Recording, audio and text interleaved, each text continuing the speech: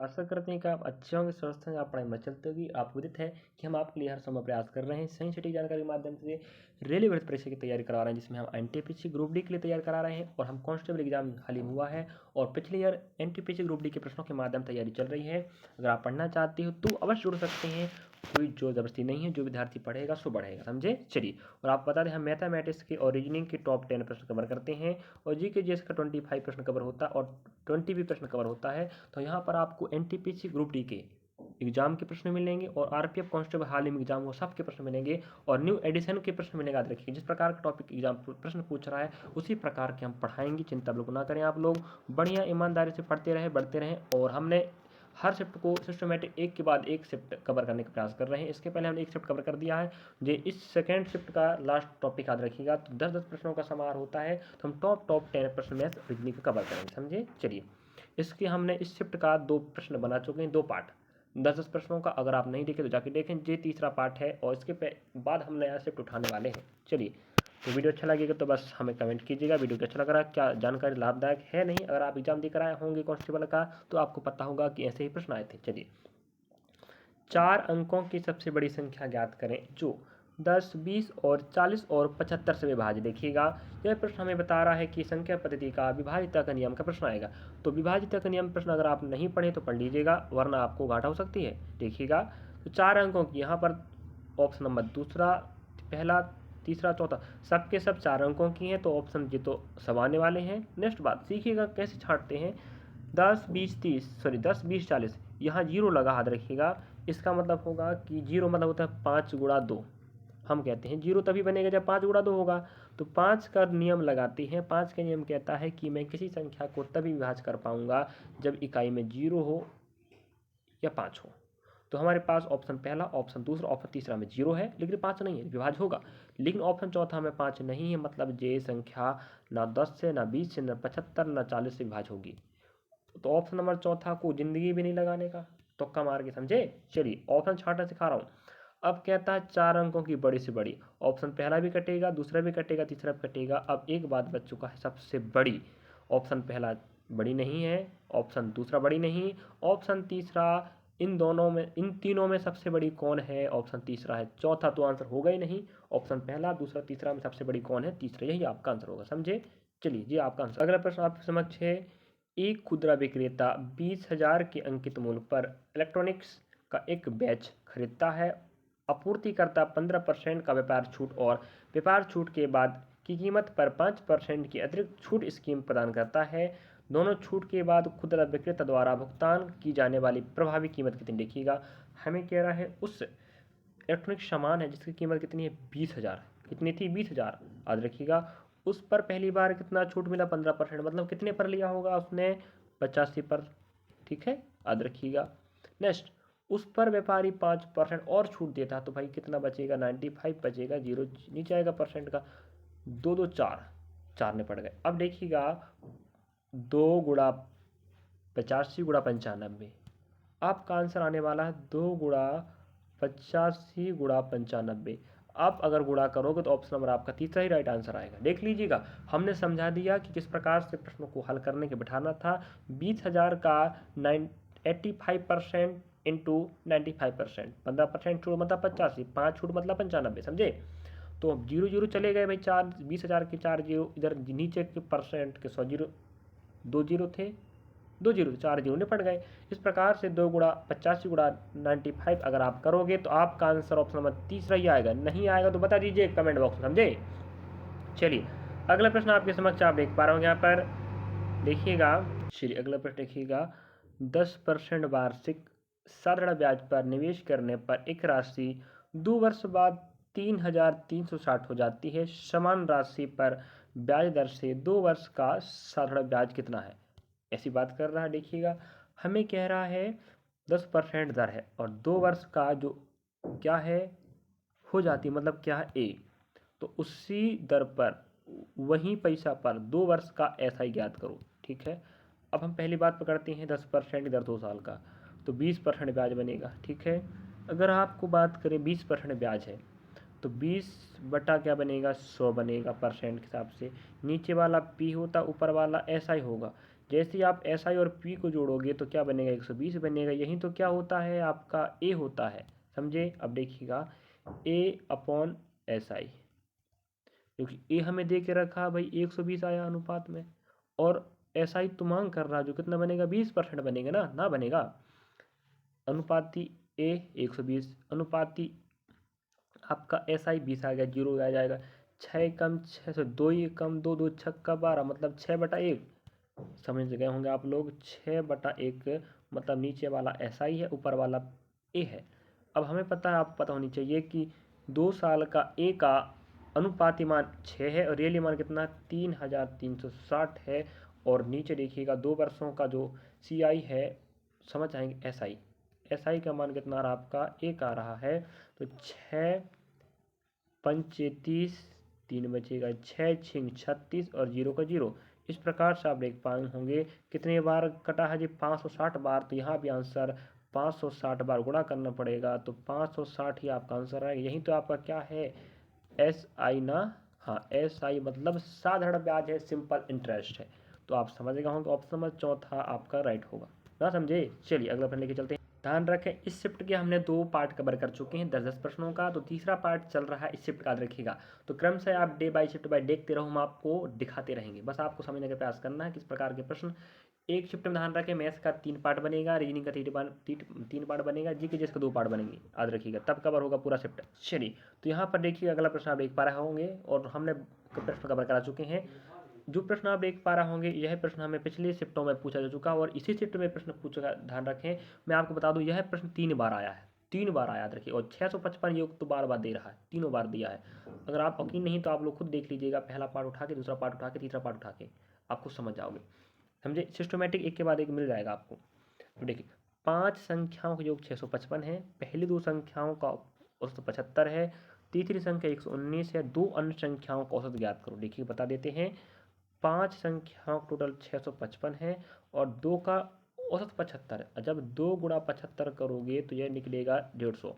यही तो 2 संख्याओं का क्या निकलता है, योग। संख्या गुणा औसत करने से योग निकलता है। तो आप देखिएगा 150 2 संख्याओं का योग है, ठीक है। और एक संख्या में देख रखा जिसका योग कितना 119 है, तो हम कहते हैं 200 कितना आएगा 69, 3 संख्याओं का योग। अब आपको पता है कि 5 का टोटल कितना है 655 है, और 269 आपका आ गया 3 संख्याओं का। जी 5 का जी 3 का घटाओगे तो 2 संख्या बचेगा ना, यही 2 का तो हमें क्या पता पूछ रहा है, वो औसत पूछ रहा है, ठीक है। देखते हैं भाई, यहाँ आप देखोगे भाई 15 बचेगा। अब देखिए यहाँ 6 आ जाएगा, ठीक है। अब उधार लाओगे, यहाँ 4 बच जाएगा। भाई देखिएगा यहाँ 8 आ जाएगा, यहाँ पर आपका 5, यहाँ 3 आ जाएगा, 386 आएगा 2 संख्याओं का टोटल। अब देखो, औसत पूछ रहा 2 संख्याओं का, तो औसत कैसे निकलता है, कितना 386 आया है ना, अपॉन कितना आएगा 2 आ जाएगा, 2 एकम 2 हो जाएगा, 2 नंबर 18 हो जाएगा, 2 तिया 6 हो जाएगा। इस प्रकार से 193 आपका औसत होगा इन 2 संख्याओं का जो शेष बची थी, समझे कि ना। चलिए, तो ये आपका आंसर है। अगला प्रश्न लेके चलेंगे हम, आपको देखिएगा अगला प्रश्न आप देख पा रहे होंगे, यहाँ पर हमें दे के रखा है, रवि ने महेश को एक वस्तु 15% के लाभ पर बेची, महेश ने उसे आशुतोष को 10% की हानि पर बेच दिया। यदि आशुतोष ने महेश को 2691 भुगतान किया हो तो रवि द्वारा वस्तु के लिए भुगतान किया गया क्रय मूल्य क्या है।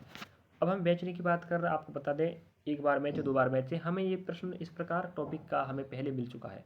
अगर आप समझते रहोगे तो खुद समझ जाओगे प्रश्न किस प्रकार से पूछ रहा है। मैं आपको बार बार बोल रहा हूँ, अगर एक शिफ्ट का अगर आप 3 वीडियो देखते हो मैथ्स का, 3 वीडियो रीजनिंग का, तो 3 वीडियो बन ही रहे हैं, और 2 वीडियो आपको जी के जैसे, तो 3 3 6 7 8, तो 8 वीडियो बनेंगे एक शिफ्ट का, याद रखें, जिसमें आपको हम 120 प्रश्न कवर कराएंगे। माना जाए 120 नहीं होगा तो कम से कम 110 तो होगा, 110 प्रश्न आपको मिलेंगे, समझे, 8 वीडियो में। तो आप लोग देख लीजिएगा, खुद समझ जाओगे। चलिए, अब हमें कहता है रवि ने 15% लाभ पर बेची, तो 15% लाभ मतलब 115 हो जाएगा, नीचे 100 लगा दो, ठीक है।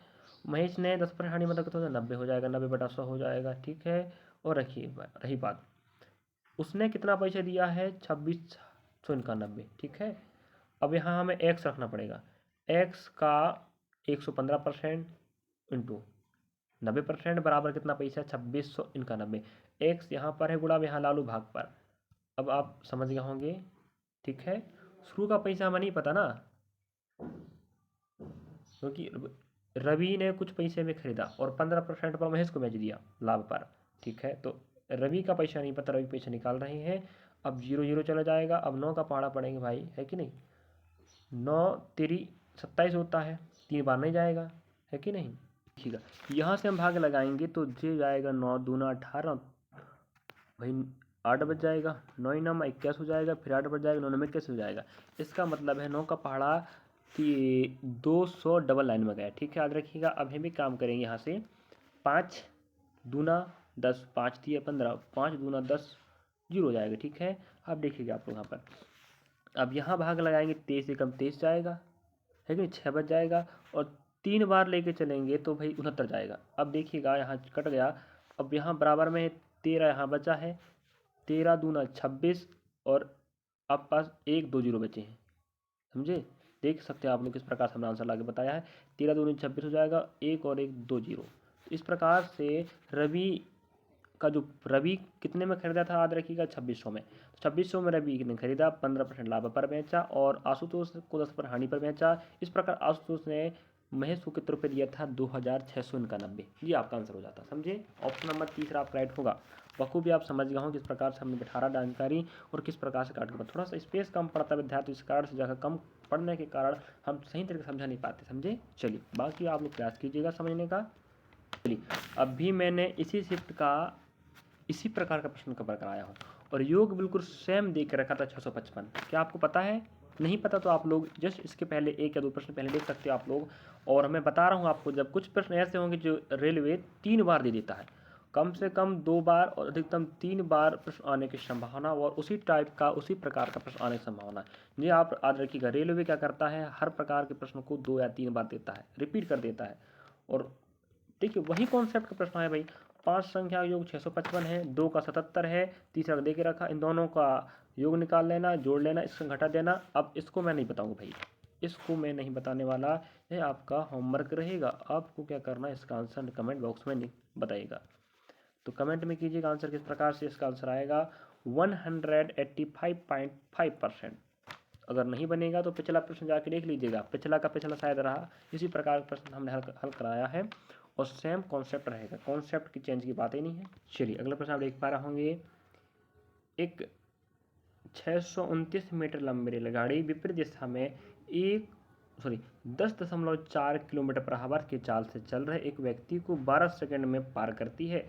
रेलगाड़ी की चाल ज्ञात करें। बहुत शानदार पर देखिएगा विद्यार्थियों, अगर आपने रेलगाड़ी अध्याय पढ़ा होगा कॉन्सेप्ट से बेसिक टू एडवांस प्रश्न, तो आप आराम से इस प्रश्न को बना सकते हो।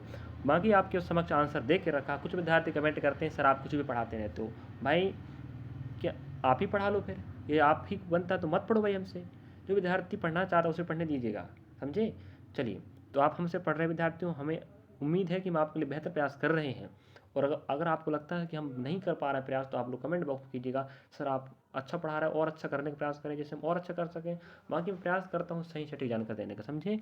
और आपके एग्जाम में ऐसे ही प्रश्न आएंगे जो मैं लिख के रख लूँ कहता हूँ, बताइए, समझे। चलिए जो विश्वास नहीं कर रहा है आप लोगों को किसी की बात में नहीं आना, समझे। चलिए विश्वास के साथ पढ़ो, बस हम आपके साथ हैं। अब देखो हमारे रेलगाड़ी की चाल क्या देखिएगा, हम कहते हैं एस बराबर D/T होता है। अब दूरी तो हमें दे के रखा भाई, दूरी मतलब रेलगाड़ी की दूरी ही 629 मीटर, समझे। और हमें समय दे के रखा कितना, 12 सेकेंड, यहाँ 12 रख दो। अब हमें एक चाल दे के रखा है, वो किसकी चाल है, रेलगाड़ी की ना, एक व्यक्ति की चाल है। रेलगाड़ी चाल पूछ रहा है तो दूरी बैठ चुका है, समझे, दूरी बैठ चुका है, समय बैठ चुका है। अब देखो हम कहते हैं x प्लस 10.4। अब रेलगाड़ी की चाल और व्यक्ति की चाल जोड़ना इसलिए पड़ रहा है क्योंकि दोनों कहाँ चल रहे हैं, विपरीत दिशा में। याद रखें विपरीत दिशा में चलते हैं तो चालें आपस में क्या होती हैं, जुड़ती हैं, और समान दिशा में होंगी तो चालें घटती हैं। याद रखिएगा जी, कॉन्सेप्ट याद रखें। विपरीत दिशा में चलें तो चालें जुड़ेंगी और समान दिशा में चलें तो चालें घटती हैं। तो हम कहाँ चल रहे हैं, रेलगाड़ी और व्यक्ति विपरीत दिशा में, चालें जुड़ेंगी तो हम वहीं जोड़ रहे हैं भाई। क्या जोड़ रहे हैं, x प्लस 10.4। अब ये मीटर पर सेकंड में चाहिए हमें, फिलहाल तो नहीं, ठीक है। हमें आंसर किस में चाहिए, मीटर पर सेकंड में कि किलोमीटर पर आवर्स, बताइए आप लोग। भाई हमें चाहिए किलोमीटर पर हावर्स में, तो यहाँ डाटा देख रखा है किलोमीटर पर आवर्स में इसको हम चेंज करेंगे 18/5 से गुणा करेंगे, ठीक है। देखिएगा कहने का मतलब ये है, यहाँ थोड़ा मिस्टेक इस बात पूरा देखिएगा। हमें जो दूरी दिया है मीटर में दिया है, समय सेकंड में दिया है, ठीक है। इस पोजीशन में क्या होता है, आपको चाल को भी मीटर पर सेकंड करना पड़ेगा। तो जो चाल दे के रखा है जो किलोमीटर पर आवर्स में है, तो आप क्या करेंगे, इसको चेंज करने के लिए आपको 5/18 गुणा करना पड़ेगा चाल के साथ, तब वो मीटर पर सेकंड चेंज होगा। अब हमें दूरी दे के रखा है कितना, 629, ठीक है। यहाँ पे 18 और 12 दे के रखा है कि नहीं, तो भाई 3 अब हाँ इसको काट पीट करें ना, 6×2 = 12, 6×3 = 18, समझे। अब देखिए यहाँ गुणा कर देंगे, 5×2 = 10 बन जाएगा जी, ठीक है। और यहाँ गुणा करेंगे तो आप देख पा रहे होंगे कि ये कितना बन जाएगा, 8 3 8 तो 3 चौके 12, क्षमा चाहेंगे भाई, ये 3 है, ये 9 है ना हम, चलो ठीक है। देखो 629 गुणा 3 करेंगे और यहाँ 5 गुणा 10 करेंगे, समझे। अब 10 गुणा यहाँ पर होगा तो ये बनेगा 10x प्लस, याद रखें जब 10 गुणा करोगे 10.4 में, तो भाई यहाँ 0.10 के साथ गुणा होगा, तो 10.4 गुणा करोगे 10 के साथ, तो भाई 10 40 बनेगा। तो अब पॉइंट लगा है तो हट जाएगा, तो 104 ही आंसर आएगा।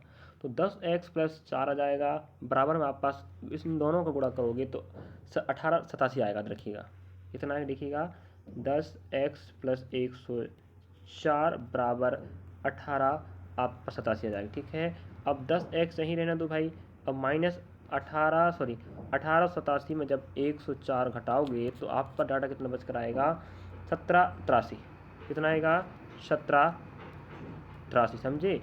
अब आप पास यहाँ x यहीं छोड़ 10 यहाँ भाग में लेके चलोगे, 10 का पॉइंट यहाँ लग जाएगा भाई, तो कितना बचेगा आप देख लीजिए खुद, 1783 आया था ना। अब नीचे 10 था, 10 को हटाओगे तो पॉइंट लगेगा, तो आप देख पा रहा हूँ ऑप्शन नंबर आपको पहला आपको मिल गया राइट। थोड़ा सा डिस्टर्ब इस बात पे हो गया विद्यार्थी, थोड़ा जगह कम पड़ गया, समझे। बाकी आप समझ गए होंगे कि रेलगाड़ी की चाल प्लस व्यक्ति की चाल इंटू 5/18, क्योंकि किलोमीटर पर आवर्स में चाल देख रखा है, मीटर पर सेकंड में चाहिए तो 5/18 गुणा करना पड़ेगा, बराबर 629/12। तो हमने गुणा भाग करें 18 और 12 के साथ, तो इस प्रकार से डाटा हम त्रिगुणा करना पड़ा फिर जो बचा वाले के साथ, इस प्रकार से हमने पक्षांतर करके और 10 से भाग लगा के आंसर लाके बता दिए, समझे कि ना। चलिए अगला प्रश्न आपके समक्ष है, किसी निश्चित धनराशि पर 8% वार्षिक दर से 2 वर्षों का चक्रवृद्धि ब्याज हमें दे के रखा 312 है, तो मूलधन में कितना होगा, या मूलधन कितना होगा, समझे।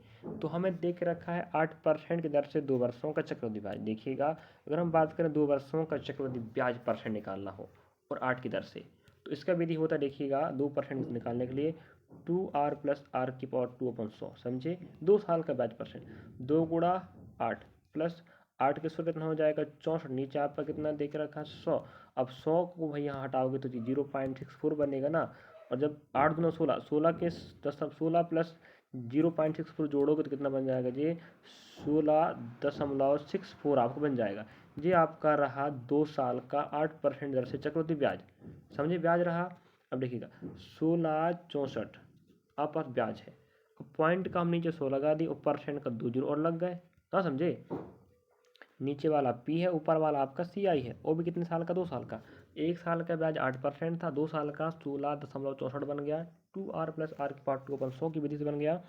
इस प्रकार से हमारे पास 312 दे के रखा है, समझे, 312 दे के रखा है। अब आप बता देते हैं हल करने का तरीका, अगर आप समझ पाए होंगे तो मुझे लग रहा समझ गए। चलिए अब आप देखिएगा, आपको बता देते हैं, अब आप ही को होमवर्क मिलने वाला, समझे, आप क्या मिलने वाला, आपको होमवर्क मिलने वाला है। हम आपको समझा देते हैं कैसे हल करना है। आप समझ गए 8% 16.64 कैसे आया। अब पॉइंट का हमने नीचे 100 बना दिए और परसेंट 100 बना दिए। अब जो आपको ऊपर वाला CI हो गया, नीचे वाला P हो गया, P ही तो पूछ रहा मूलधन कितना है। अब आपको बता देते हैं, इसको आप लोग हल कर लीजिएगा, थोड़ी जगह यहाँ पर कम पड़ रहा है विद्यार्थियों का, टॉपिक दिक्कत हो जाएगा, इस चक्कर से नहीं बता रहे हम, बाकी हम रख के बता देंगे हल कैसे करना है, इतना तो कर सकते हो भाई। यहाँ आपका P का माना जाएगा, समझे। जो भी इसका जो कट पिट का आंसर आएगा वो आएगा 1875। नहीं आएगा तो कमेंट कीजिएगा, सर आपने गलत बताया था, कि गलत आपने बैठा के परसेंट जो भी बैठा के बताए थे वो गलत था, जिस कारण से आंसर नहीं आ पाया। तो हम कहेंगे भाई हमने गलत बताया, हम उसको रिपीट करेंगे फिर।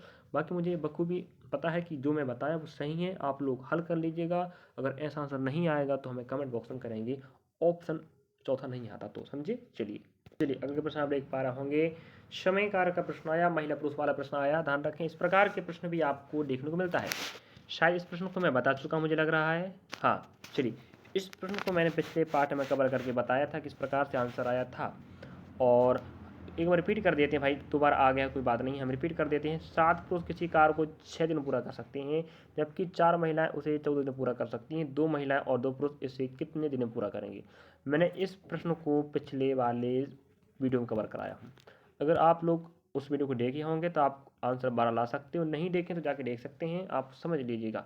हम बता चुके हैं कि एक शिफ्ट का 3 वीडियो बनेंगे 10-10 प्रश्नों के, समझे? तो आप लोग जाके देखिएगा। अगर आंसर नहीं आएगा तो कमेंट बॉक्स में कीजिएगा कि आंसर 12 नहीं आया।